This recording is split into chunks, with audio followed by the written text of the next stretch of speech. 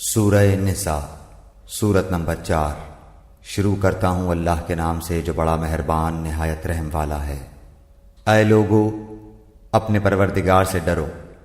جس نے تمہیں ایک جان سے پیدا کیا اور اسی سے اس کی بیوی کو پیدا کر کے ان دونوں سے بہت سے مرد اور عورتیں پھیلا دیں۔ اس اللہ سے ڈرو جس کے نام پر ایک دوسرے سے مانگتے ہو اور رشتے ناطے توڑنے سے بھی بچو۔ بے شک اللہ تعالیٰ تم پر نگہبان ہے۔ اور یتیموں کو ان کے مال دے دو اور پاک اور حلال چیز کے بدلے ناپاک اور حرام چیز نہ لو، اور اپنے مالوں کے ساتھ ان کے مال ملا کر کھا نہ جاؤ، بے شک یہ بہت بڑا گناہ ہے۔ اگر تمہیں ڈر ہو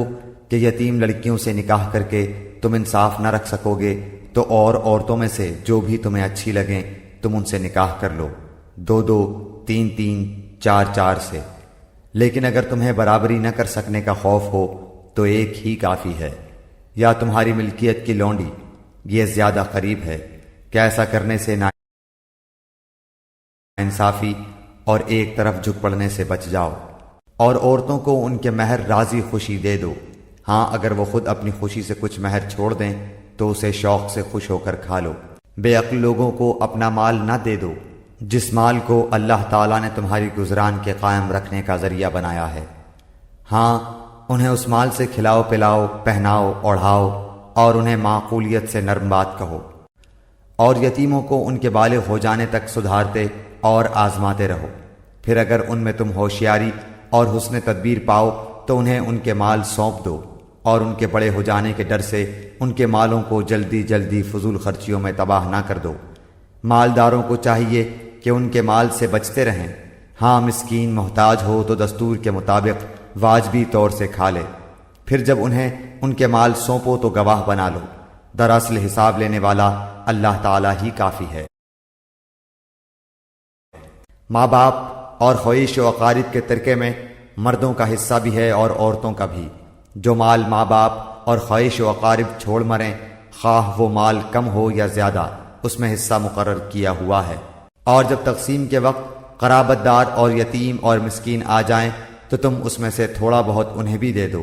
اور ان سے نرمی سے بولو۔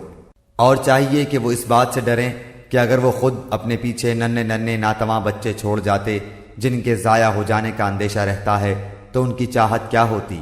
پس اللہ تعالیٰ سے ڈٹ کر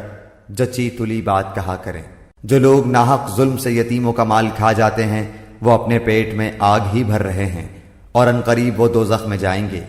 اللہ تعالیٰ تمہیں تمہاری اولاد کے بارے میں حکم کرتا ہے کہ ایک لڑکے کا حصہ 2 لڑکیوں کے برابر ہے، اور اگر صرف لڑکیاں ہی ہوں اور 2 سے زیادہ ہوں تو انہیں مال متروکہ کا 2/3 ملے گا، اور اگر ایک ہی لڑکی ہو تو اس کے لیے آدھا ہے، اور میت کے ماں باپ میں سے ہر ایک کے لیے اس کے چھوڑے ہوئے مال کا 6واں حصہ ہے، اگر اس میت کی اولاد ہو، اور اگر اولاد نہ ہو اور ماں باپ وارث ہوتے ہوں تو اس کی ماں کے لیے 3واں حصہ ہے، ہاں اگر میت کے کئی بھائی ہوں تو پھر اس کی ماں کا 6واں حصہ ہے۔ یہ حصے اس وصیت کی تکمیل کے بعد ہیں جو مرنے والا کر گیا ہو، یا ادائے قرض کے بعد۔ تمہارے باپ ہوں یا تمہارے بیٹے، تمہیں نہیں معلوم کہ ان میں سے کون تمہیں نفع پہنچانے میں زیادہ قریب ہے، یہ حصے اللہ تعالیٰ کی طرف سے مقرر کردہ ہیں، بے شک اللہ تعالیٰ پورے علم اور کامل حکمتوں والا ہے۔ تمہاری بیویاں جو کچھ چھوڑ مریں اور ان کی اولاد نہ ہو تو آدھوں آدھ تمہارا ہے، اور اگر ان کی اولاد ہو تو ان کے چھوڑے ہوئے مال میں سے تمہارے لیے 1/4 حصہ ہے، اس وصیت کی ادائیگی کے بعد جو وہ کر گئی ہوں، یا قرض کے بعد۔ اور جو ترکہ تم چھوڑ جاؤ اس میں ان کے لیے 1/4 ہے اگر تمہاری اولاد نہ ہو، اور اگر تمہاری اولاد ہو تو پھر انہیں تمہارے ترکے کا 8واں حصہ ملے گا، اس وصیت کے بعد جو تم کر گئے ہو، اور قرض کی ادائیگی کے بعد۔